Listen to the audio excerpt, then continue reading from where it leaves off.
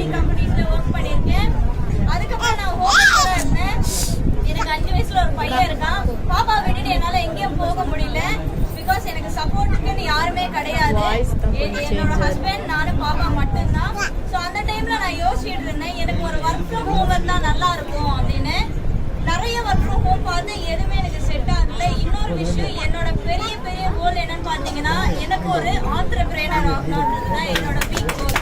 So எப்போ entrepreneur ஆகுவோம், ஒரு business உமனா மாறும் அப்படின்னு பார்த்தீங்கன்னா, ஒன்லி பிகாஸ் ஆஃப் பிஸ்னஸ்.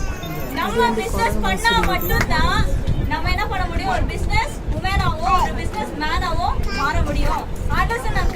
நம்ம ஒரு கம்பெனில ஒர்க் பண்ணோம் அப்படின்னா ஒரு லெவலுக்கு மேல நம்மளால போக முடியாது. அதுக்குள்ள எனக்கு வயசாகி நான் கிளவியாகி போக வேண்டியதுதான்.